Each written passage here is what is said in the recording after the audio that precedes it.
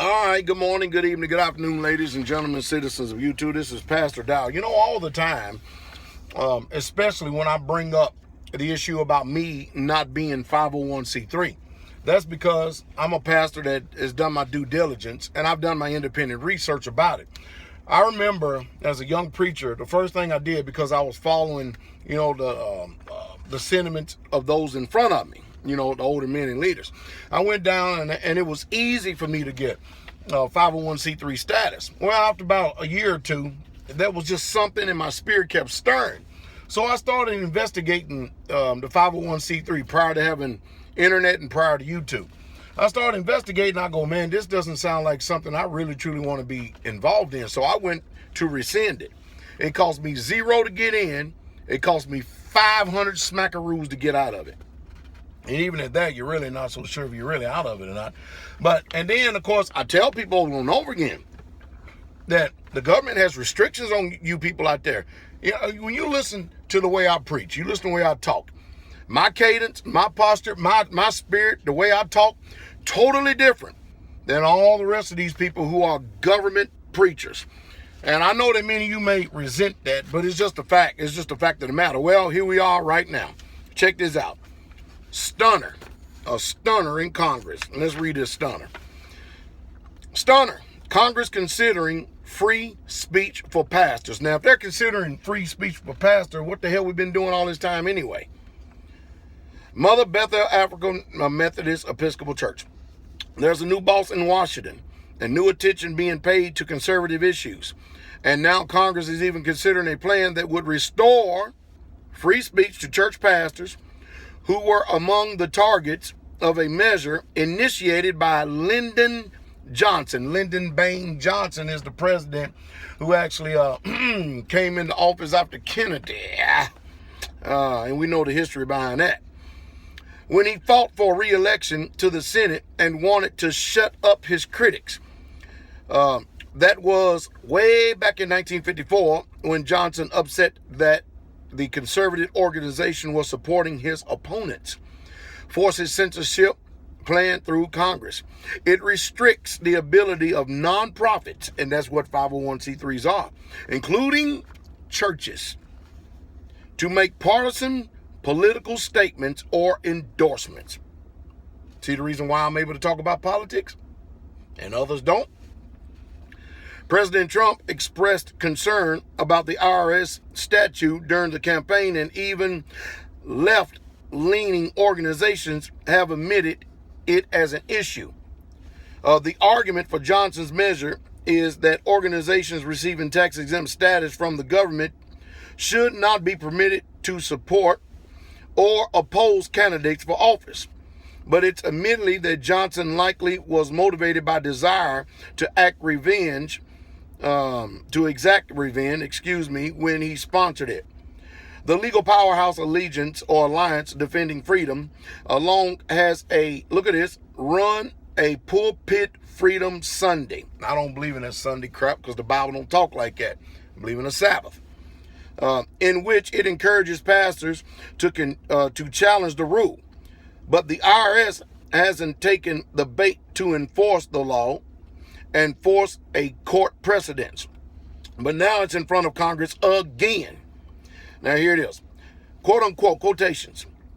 When a Jew rules the world, what the Bible really says about Israel is the plan for God. Is the plan of God. A chance for Christians to rediscover their true identity as fellow heirs and of promise of the house of Israel. Get your copy of this important book today at the WND store. Okay, anyways, putting a plug in for a book.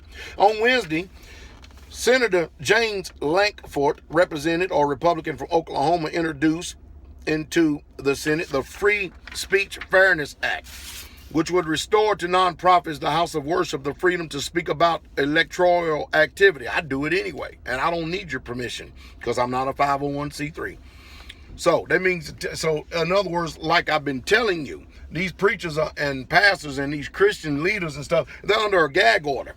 He explained in a website statement specifically that the Freedom of Speech Fairness Act addressed in the shortcomings of Johnson's amendment, which in 1954 was inserted into the tax code by the Senator Lyndon Johnson. The Johnson Amendment prohibits nonprofits and churches from engaging in any activity that might be interpreted as participating in or intervening in a campaign on behalf of or in opposition to a candidate for public office, including the simple oral or written statements.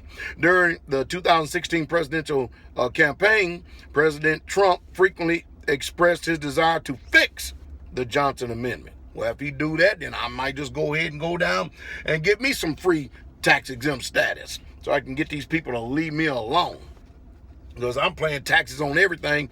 And, you know, constitutionally, as a minister, everybody knows I am, I really shouldn't have to. You know what I mean? The federal government and the IRS should never have the ability to inhibit free speech, continued Langford. The Free Speech Fairness Act is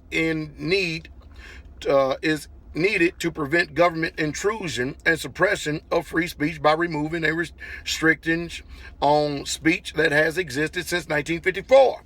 The First Amendment right of free speech and the right to practice any faith or no faith are foundational American values that must be extended to everyone, whether they be a pastor, a social worker, or a charity employee or volunteer. People who work for nonprofits still have constitutional rights to assemble, freedom of speech, and freedom of press. House Majority Whip Steve Scalise, a Republican of Louisiana, is sponsoring of the companion House bill. ADF Senior Counsel Eric Stanley noted, Americans don't need a federal tax agency to be the speech police of churches or any other nonprofit groups who have the constitutional protected freedom to decide for themselves what they want to say or not to say. And see, this is double talk in here, because see, you already have constitutional freedom and liberties to do a lot of things in this world.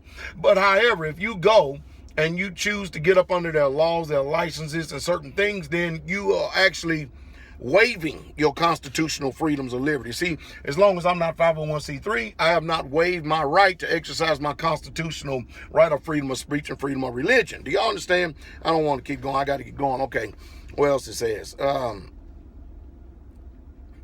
me put it right here. Who have constitutional freedom act to decide for themselves what they want to say or not to say by removing the threat of an IRS investigation and potential penalties based simply, for an example, on what a pastor says from the pulpit.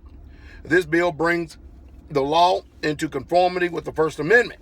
It fixes a restriction enacted in 1954 that was never intended to affect churches and other nonprofit groups, but has been used to intimidate them ever since.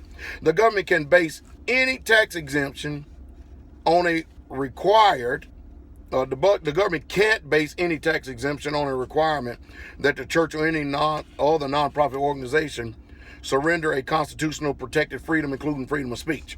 ADF said it has been working to overturn the restrictions since 2008, and WND has reported on the public challenges for years. Thousands of pastors have told their congregation what the Bible says about their positions held by candidates, and then informed the IRS of their actions without prompting a reaction. See, I ain't answering to the IRS. I don't have to. Only time I need to answer them is when I'm out here earning some W-2 wage earner second class figures and stuff, and then I have to be taxed on that. WND founder and chief executive officer Joseph Farah explained in a commentary in 2008 that Congress was pushed by Johnson to adopt regulations for the IRS that ban churches from endorsing candidates. Under the First Amendment, Congress has no power to tax churches, period. End of story. Under the First Amendment, Congress has no power of stifle freedom of speech. To stifle freedom of speech. Ever since 1954, the government has unevenly applied its legitimate oversight of churches and winked at pastors to turn their churches over to political candidates to make stump speeches while warning others it is inappropriate. There's a real solution. Repeal of Johnson Amendment, he wrote. And he goes on. I have to stop this video here in a minute.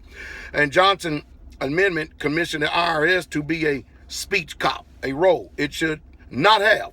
ADF Litigation Counsel Christina Holcomb explained when the issue arose earlier, this law was specifically designed to silence public criticism of politicians that clearly in conflict with the First Amendment.